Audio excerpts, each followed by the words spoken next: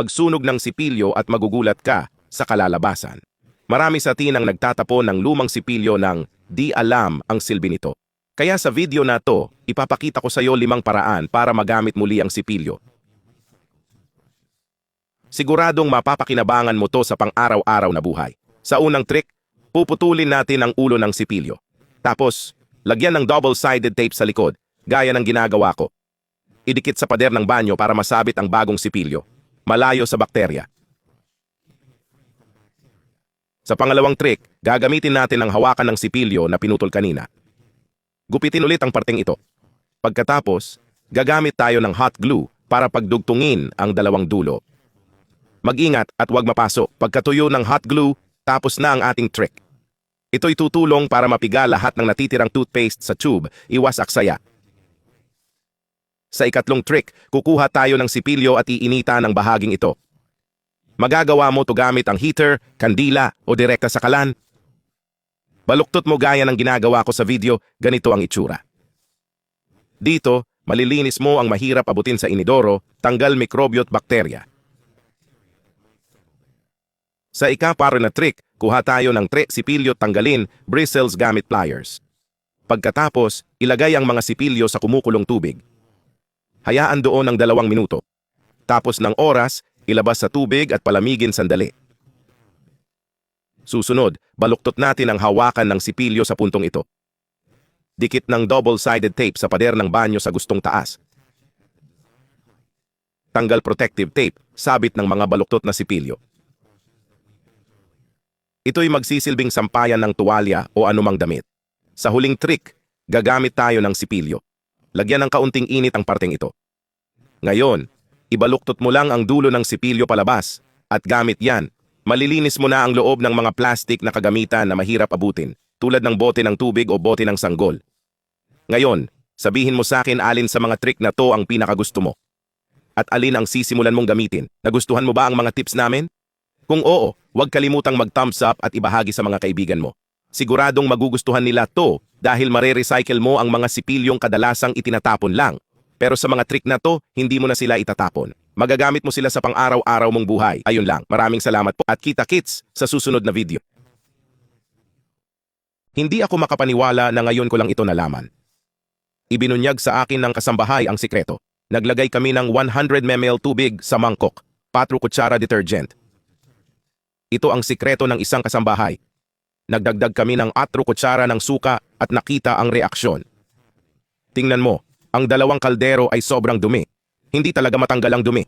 Sinubukan na namin ang steel wool. Lahat ng sabon ginamit namin pero di pa rin natanggal. Humingi ako ng tulong sa retiradong kasambahay at ibinunyag niya ito. Tingnan mo ang himala. Tingnan mo ang mangyayari sa mga kalderong ito. Kumuha ng tuyong sponge, nilagyan ng timpla, tingnan ang bula. May suka dito. Ang suka ay pampalakas. Tingnan, naging malakas na sabon ito dahil sa suka. Ngayon ay kukuskusin ko na. Kuskusin lang ng normal, di kailangan ng lakas. Natatanggal ang dumi at kumikintab na ang metal. Tingnan mo, ang dumi inatutunaw at nawawala parang magic sa halo-halong ito. Tingnan mo, nagsisimula ng kumintab ang metal. At alam mo, isang retiradong kasambahay ang nagturo sa akin ng sikretong to. At hindi talaga ito matatanggal. Sinubukan ko na tong alisin gamit ang bakal na lana. Kung normal mong linisin na tong kaldero, mahihirapan ka at masasaktan ang braso mo, di ba? Tingnan mo, kailangan mong makita to. Sige na, tingnan mo, kumikintab na agad sa isang kuskus lang. O sige, banlawan na natin to, tingnan mo lang, sobrang kintab nito. Tingnan mo kung gaano kagaling tong halo-halo. Ang ganda ng resulta, sa totoo lang magagawa mo to sa bahay. Huwag mong itapon ang mga kaldero mo, ha? Linisin mo ang mga kaldero gamit itong tip. Pupunasan ko ng tuyong tela, tingnan mo kung paano lumilitaw ang kintab. Isang retiradong kasambahay ang nagturo sa akin ng trick na to. Lagyan mo lang ng suka at tingnan mo ang kinalabasan ng kaldero. Ang suka ay nagpapanumbalik ng kahit anong kaldero. Subukan mong ihalo ang acetone sa sabon at tiyak na wala kang makikitang mas magandang produkto sa merkado. Sa halong ito, makakapaglinis, makapagpakintab at makakatipid ka ng malaki. Pwede mo pa itong ibenta sa inyong lugar. Sa isang kaldero, unang iraspa ang sabon na may glycerin. Dagdagan ng 4 kutsarang asukal, 1 litrong tubig, haluin at painitin. Patuloy na haluin hanggang sa tuluyang matunaw ang sabon. Pag alis sa apoy, dahan-dahang idagdag ang 30 milliliter ng acetone habang hinahalo. Pagkatapos, magdagdag ng 1 kutsarang asin. Haluin hanggang sa tuluyang matunaw ang asin. Ilagay sa lalagyan, mag-spray ng kaunting alak sa ibabaw para mabawasan ang bula at hayaang tumigil ng 30 para oras. Ito'y malakas na pampakinang na panlinis ng kaldero, pangalis ng tubig mantsa at pampakintab ng aluminyo. Hindi lang malaki ang matitipid mo, maaari mo ring pagkakitaan ito nang hindi umaalis ng bahay. Tingnan ang pagsubok sa couscous steamer na may mansa ng tubig. Konting paste lang, tignan ang resulta at kintab sa kaldero. Itago ang recipe na to para sa susunod at huwag kalimutan na gustuhan mo ba ang tip na ito. Maglagay ng sanitary pad sa fan at hindi ka na magkakaroon ng ganitong problema sa bahay. Tumigil ako sa paggastos nang malaman ko ito. Isang kaibigan na nagtatrabaho sa mayamang pamilya ang nagbahagi ng sikretong ito. Madaldal ako, kaya ibabahagi ko ito sa lahat. Para sa lihim na ito ng mayayaman, alisin muna ang grill ng fan. Pagkatapos nito, kumuha ng sanitary pad. Oo, ang pad na ginagamit ni Ginang Maria sa mga araw na siya'y stressed. Hawak ang pad, isukat ito sa patag na bahagi ng grill. May pandikit na ito, kaya idikit mo na lang doon.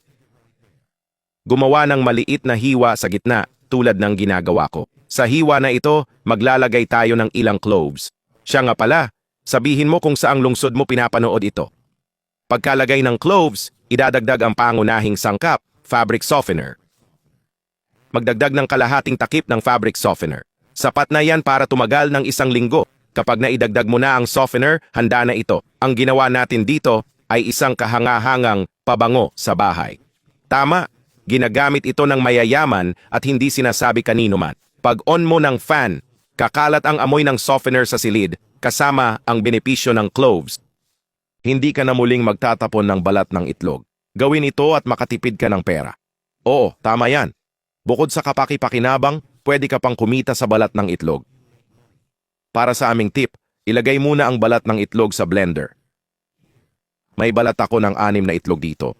Sunod, magdagdag ng 1 litrong mainit na tubig. Dapat talagang mainit ang tubig, malalaman mo rin kung bakit. Pagkatapos, isara ang blender at patakbuhin hanggang madurog ang balat. Pagkatapos, magdagdag ng kinudkod na sabon. Neutral na sabon ang gamit ko, pero pwede ang gusto mo. Kaya na nga kailangan mainit ang tubig para madaling matunaw ang sabon. Pagkatapos idagdag ang sabon, i-blend muli ng mabuti. Magugulat ka sa silbi ng balat ng itlog. Di ko inakala na may pakinabang pala ang dating basura. Paghalo na ang sabon, patayin at dagdagan ng 1/2 kutsara ng asukal. Pino ang asukal na gamit ko. Lastly, dagdagan ng 1/2 kutsara ng baking soda. Buksan muli ang blender at ihalo hanggang magsama-sama ang lahat. Kapag tapos na, handa na ito. Ibuhos ang timpla sa mga lalagyan. Pwede ring gumamit ng isang malaking lalagyan. Siguro nagtataka ka na kung para saan ito. Ang ginawa natin ay malakas na pamburas na pulbos. Oo, panlinis ng metal, aluminum, banyo at iba pa. Ang balat ng itlog ay magaspang, magaling sa matitinding dumi. Kasama ang ibang sangkap, mas madali ang paglilinis. Halimbawa, tingnan ang maruming kawaling ito. Alam ng lahat kung gaano kahirap linisin ito. Kahit ilang oras kuskusin, bahagya lang mawawala ang sunog. Sa halip, gawin mo ito. Tingnan ang ating produkto at ang husay ng texture nito. Kumuha ng kaunti gamit ang isang espongha. Kuskusin lang ang lugar na gustong linisin. Parang magic. Madaling matanggal ang dumi. Bukod sa paglilinis, nagbibigay pa ito ng kintab. Magagamit ito sa lahat ng metal at aluminum sa bahay. Tingnan ang kahangahangang resulta. Nakita mo ba ang kintab ng kawali? Kaya sulit talaga subukan ito. Tiyak na magugustuhan mo ito.